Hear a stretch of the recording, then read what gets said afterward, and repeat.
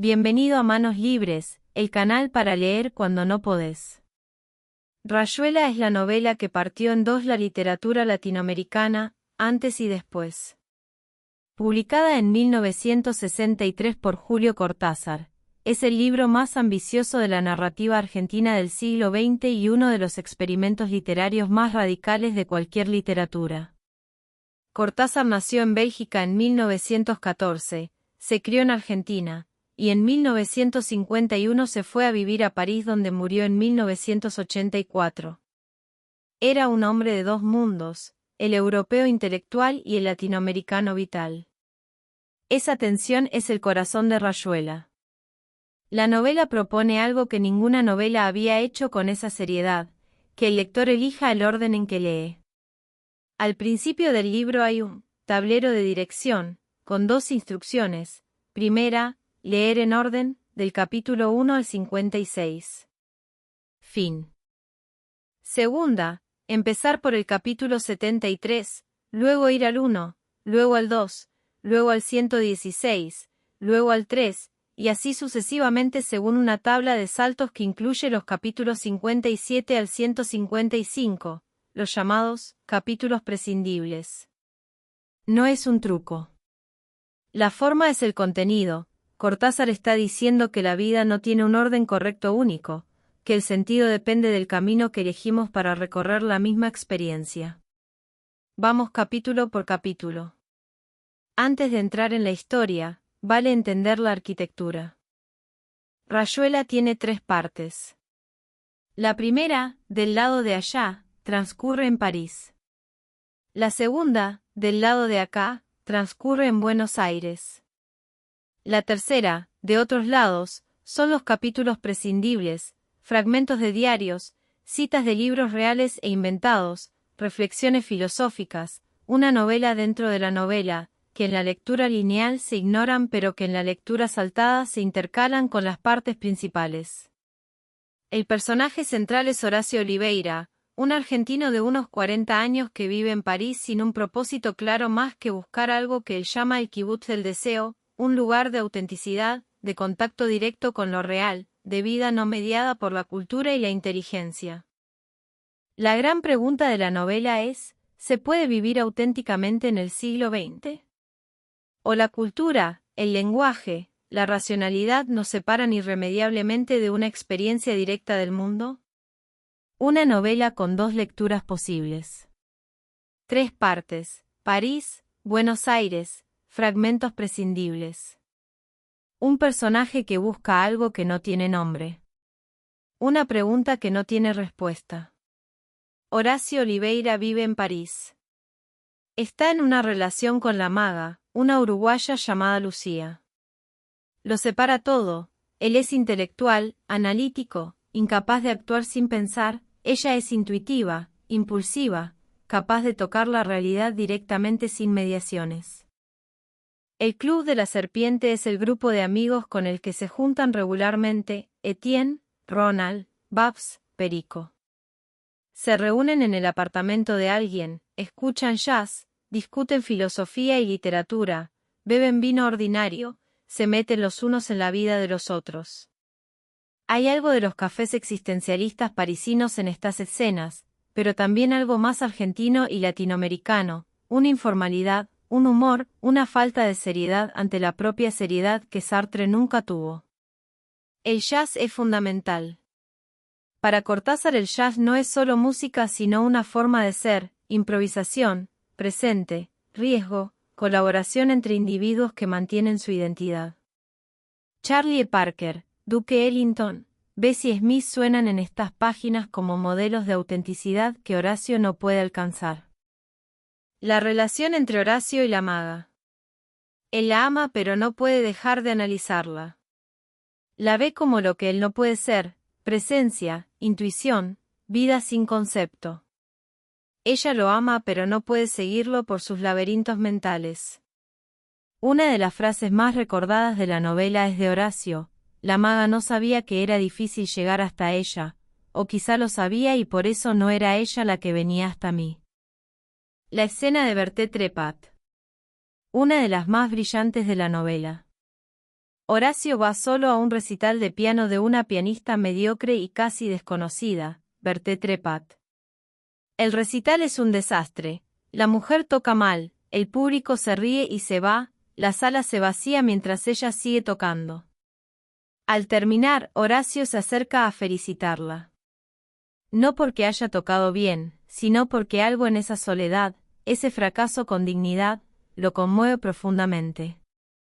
Termina acompañándola a su casa bajo la lluvia, ella habla, él escucha, es una de las escenas más tiernas y más tristes del libro. La muerte de Rocamadour. La maga tiene un hijo pequeño, Rocamadour, que muere durante una reunión del Club de la Serpiente. Los participantes de la reunión están en la habitación contigua cuando el bebé muere. La maga lo sabe y no dice nada. Los demás siguen la conversación filosófica ignorando lo que pasó. La escena es una de las más poderosas de la novela porque Cortázar no la dramatiza, la narra con la misma frialdad con que Horacio vive todo. La maga desaparece. Horacio, incapaz de actuar cuando importaba, sigue dando vueltas por París buscando su rastro. La primera parte termina con Horacio expulsado de su mundo y tomando un barco de regreso a Buenos Aires. La tragedia de Horacio es la parálisis de la inteligencia, sabe demasiado sobre el amor para poder vivirlo. La maga es lo que él quiere ser y no puede. La muerte de Rocamadour, ignorada mientras el club discute filosofía, es la condena de toda una forma de vivir. Horacio vuelve a Buenos Aires. Se reencuentra con Traveller y Talita, una pareja de amigos. Traveller es el nombre que le da Horacio a un hombre que nunca viajó, el doble que se quedó, lo que Horacio podría haber sido. Talita trabaja de trapecista en un circo y tiene un parecido físico con la maga que Horacio no puede ignorar. El circo. Los tres trabajan en un circo de variedades.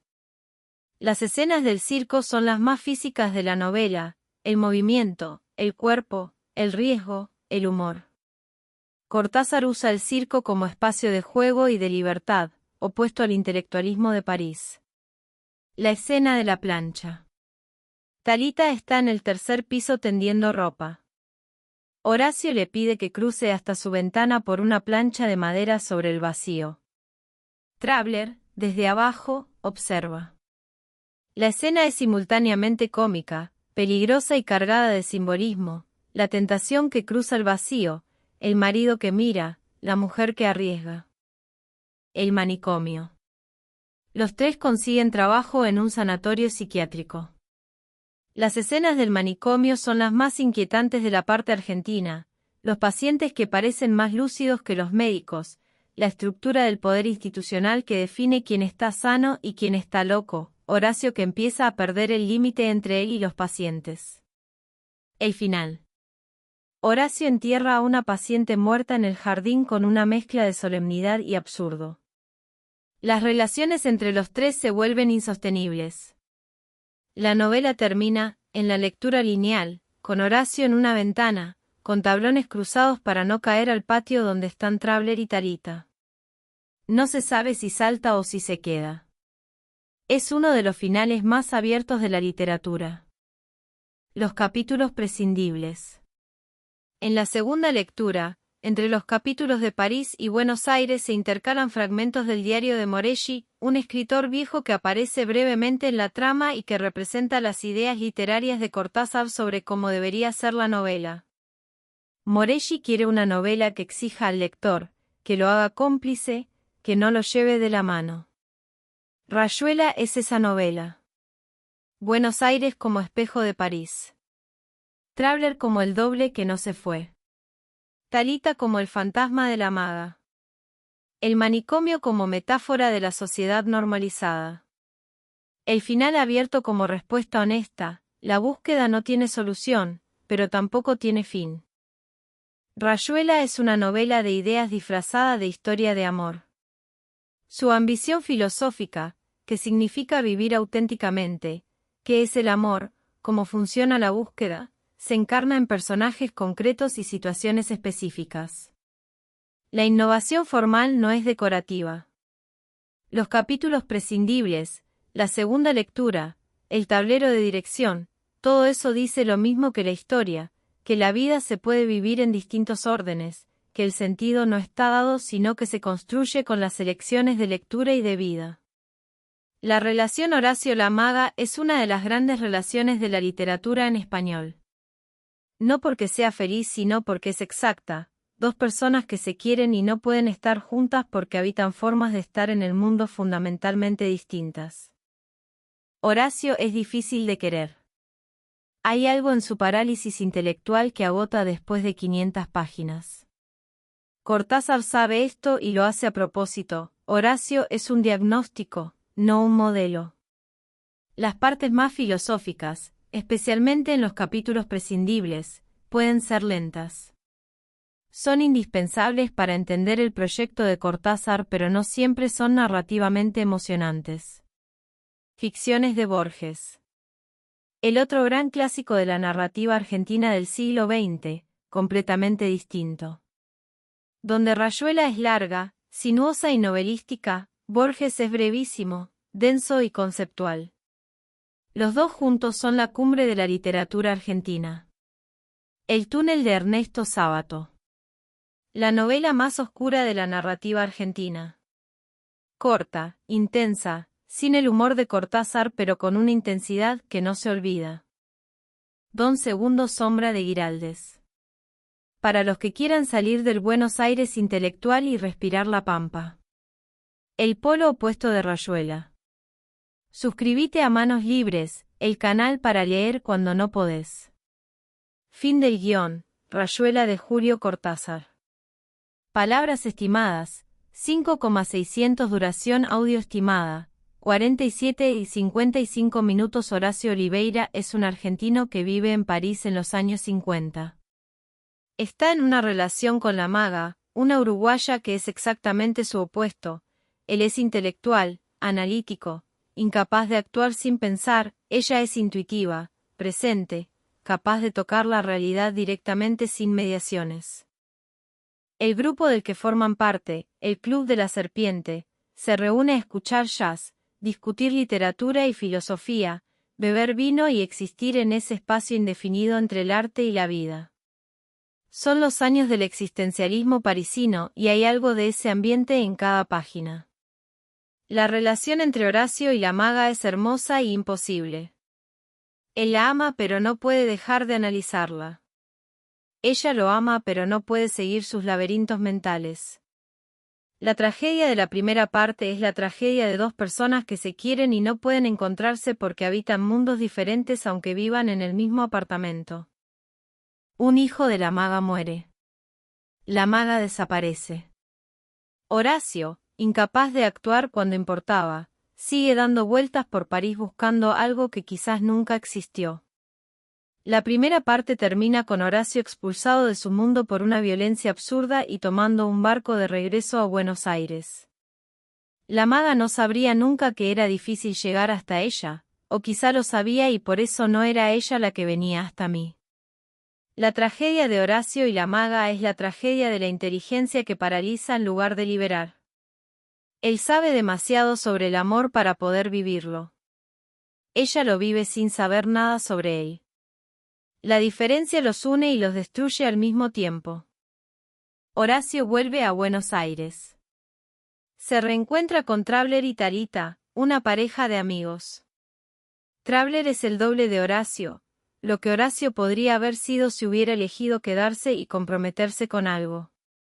Talita, a veces, parece ser la maga de este lado del océano. Los tres trabajan en un circo, después en un manicomio. El manicomio es la metáfora más obvia de la novela, quiénes están locos y quiénes están cuerdos. Los pacientes que tienen una relación directa y sin filtros con sus obsesiones, o los médicos que aplican protocolos para devolver a la gente a la normalidad. La relación entre los tres se vuelve más tensa. Horacio no puede dejar de ver a la maga en Talita. Traveller siente la amenaza. Las escenas del manicomio tienen una tensión que es simultáneamente cómica y aterradora. La novela termina, en la lectura lineal, con Horacio en una ventana, mirando hacia abajo, con los tablones que puso para no caer. No se sabe si salta o no. Es uno de los finales más abiertos de la literatura argentina. Buenos Aires como espejo de París. Traveler como el doble que no se fue. Talita como el fantasma de la maga. Horacio buscando el mismo centro que buscaba en París, sin encontrarlo. La ventana final es una pregunta sobre si la búsqueda tiene solución o si la búsqueda es la única realidad disponible. Aprendizajes clave. Primero, la forma de Rayuela es también su contenido. La posibilidad de leer en distintos órdenes no es un truco, es la idea central de que la vida no tiene un único camino correcto y que el sentido depende del orden en que experimentamos las cosas.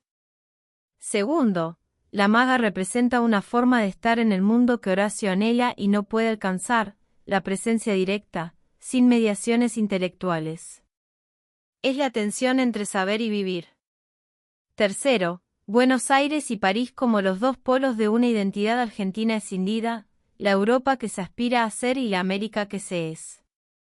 Cuarto, el manicomio como metáfora de la sociedad normalizada es una de las imágenes más poderosas de la novela. Los locos que son más lúcidos que los cuerdos. Quinto, Rayuela es difícil. Requiere paciencia y releerla. Pero lo que da a cambio es único en la literatura en español. Opinión honesta, Rayuela puede frustrar. Hay partes brillantes y partes largas e indulgentes. El Horacio que no puede actuar puede volverse agotador. Pero el nivel de ambición, literaria, filosófica, formal, es tan alto que incluso sus fallas son interesantes. Call to Action, Ficciones de Borges y El túnel de Sábato están en el canal. Los tres juntos forman la trilogía de la narrativa argentina mayor del siglo XX. Déjame en los comentarios qué libro querés que leamos. Este canal lo hacemos juntos.